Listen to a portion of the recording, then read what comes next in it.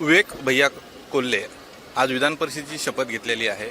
काय पहिली प्रतिक्रिया असणार आहे तुमची? निश्चितपणाने पहिली प्रतिक्रिया हीच राहील की आई वडिलांच्या आशीर्वादामुळे, आजी आजोबांच्या सगळ्यांच्या शुभेच्छांमुळे खरं तर ही संधी मिळालेली आहे. ही संधी दिल्याबद्दल राज्याचे कार्यसम्राट मुख्यमंत्री देवेंद्रजी फडणवीस साहेबांचे मी विशेष आभार मानू इच्छितो. आमचे प्रदेशाध्यक्ष असतील, केंद्रीय मंत्री अमितभाई शाह साहेब असतील, या सगळ्यांचेच या निमित्ताने मी खूप खूप आभार व्यक्त करू इच्छितो. विधानसभेच्या वेळेस तुमचे तिकीट हुकलं होतं, मात्र आता तुम्हाला देण्यात आलेलं आहे. काय प्रमुख कामं असणार आहे? युवकांचं नेतृत्व म्हणून तुमच्याकडे पाहायला जाते. निश्चितपणाने विधानसभेच्या वेळेस पक्षाची काही अडचण होती आणि पक्षाने त्या ठिकाणी सांगितल्यावर निवडून येत असताना देखील थांबायची वेळ आली. अनेक कार्यकर्त्यांचा हेरमोड झाला होता, परंतु मतदानाचा अधिकार मिळाल्यापासून भारतीय जनता पक्षासाठीच त्या ठिकाणी मतदान करतोय मी. आणि माझ्या मातोश्री भारतीय जनता पार्टीकडून त्या ठिकाणी आमदार होत्यात, स्नेहलताताई कोल्हे. त्यामुळं आमचा एक निश्चय झालेला होता की पक्षातच राहायचं. जरी आपण निवडून येत होतो तरी पक्ष आदेश सर्वस्व मानून त्या ठिकाणी थांबलो. आणि त्यानंतर पक्षाने त्याची दखल घेत खरं तर 2 वर्षांनी या ठिकाणी ही संधी दिलेली आहे. निश्चितपणाने अनेक अपेक्षा कोपरगाव, अहिल्यानगर सहित अनेक ठिकाणून गेल्या 7-8-10 दिवसामध्ये लोकांनी व्यक्त करून दाखवलेल्या आहे. त्या अपेक्षा पूर्ण करण्याच्या दृष्टिकोनातून त्या ठिकाणी मी मार्गक्रम करणार आहे. त्यामध्ये विशेषतः युवा वर्गाचे जे काही प्रश्न असतील, सिंचनाचे प्रश्न असतील, यासाठी मी त्या ठिकाणी काम करणार आहे. शपथविधी सोहळ्यानिमित्त तुम्ही ज्यावेळेस आज आलात त्यावेळेस तुमच्याकडे डोक्यावर वारकरी संप्रदायाची टोपी होती.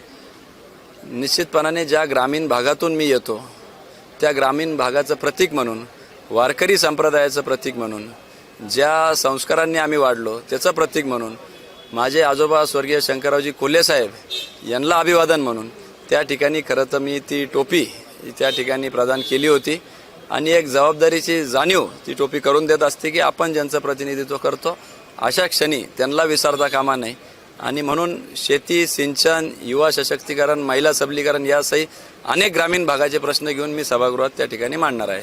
मात्र तुम्ही यावेळेस शपथ घेत असताना त्यामुळे तुमच्या जिल्ह्यातले जे तुमचे जे विरोधक आहे ते आता धास्तावलेले. असं कोणाच्या शपथ घेतल्याने कोणी धास्तावत नसतं. प्रत्येकाने आपली लाईन मोठी करायची असती राजकारणामध्ये. त्यामुळं मला असं वाटत नाही, सर्वच आपापल्या तालुका जिल्ह्यासाठी काम करतात. आणि मला खात्री आम्ही सगळेजण मिळून जिल्ह्याचं हित बघूया आणि जिल्हा पुढे नेण्याच्या दृष्टिकोनातून. कारण की आज आपण बघितलं तर नाशिक, संभाजीनगर, पुण्यासारख्या जिल्ह्याच्या मध्यवर्ती आमचा नगर जिल्हा आहे, पण तुलनेने फार मागं त्या ठिकाणी खरं तर औद्योगिकरणाच्या बाबतीत राहिलेला आहे. आणि त्यामुळं सामूहिकरित्या सगळ्यांनीच चिंतन करण्याची आवश्यकता आहे आणि त्याच्यातून एक चांगलं सुजलाम सुफलाम जिल्हा घडवण्याची खरी तर गरज आहे. देवेंद्र फडणवीस आज स्वतः बाईकनं आलेले आहे पंतप्रधान नरेंद्र मोदी यांच्या आव्हानानंतर. तुम्ही कसं पाहता नरेंद्र मोदी यांच्या आव्हानात? निश्चितपणाने आदरणीय मोदी साहेबांनी जे आवाहन केलेलं आहे, अनेक देशांमध्ये ही आज परिस्थिती आहे. आणि एक देशभक्त म्हणून आपल्याला सीमेवरच जाऊन लढावं लागतं असं नाही. आपापल्या ठिकाणी राहून, आपापल्या परिसरात राहून, आपल्या दिनक्रमामध्ये थोडासा बदल करून आपण देश हितासाठी काम करू शकतो. हेच आदरणीय देवाभाऊंनी आणि मोदी साहेबांनी दाखवून दिलेलं आहे. आपल्या माध्यमातून मला युवकांना विशेषतः आव्हान राहील की आपण देखील जास्तीत जास्त पब्लिक ट्रान्सपोर्ट असेल किंवा इलेक्ट्रिक व्हेकल असेल याकडे आपण वळावं, जेणेकरून एक वेगळा संदेश संबंध भारतामध्ये आणि भारताच्या बाहेरील लोकांना जाईल की सर्व देश एकजुटलेला आहे की ह्या जे काय जागतिक युद्ध परिस्थितीमुळे अडचणी आलेल्या त्याला लढा देण्यासाठी सर्व वज्रमूठ बांधली गेलेली हाच संदेश जगाला आपण देऊ शकतो.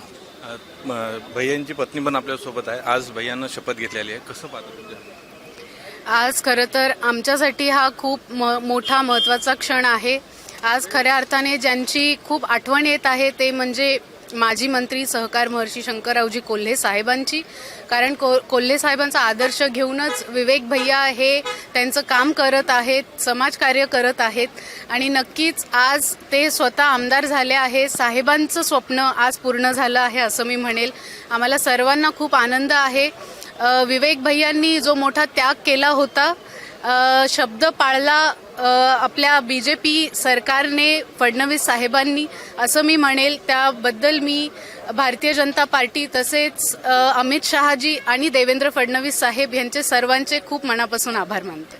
भैयांकडे तुमची काय मागणी असणार? आमदार झाले, महिला म्हणून तुमची काम? खरं तर आमच्या ग्रामीण भागामध्ये महिलांच्या खूप समस्या आहेत, त्याच पद्धतीने शेतकऱ्यांच्या समस्या आहेत. आमच्या महिला भगिनी शेतात खूप राबत असतात, त्यामुळे पाण्याच्या अडचणी आहेत, महिलांच्या स्वच्छतेच्या अडचणी आहेत, अशा अनेक अडचणी आहेत. महिलांना रोजगार मिळत नाही आहेत. तर ह्या सगळ्या गोष्टी यांची जाण विवेक भैयांना आहे. त्यांचं काम सत्ता नसलं तरीही कायम चालू होतं.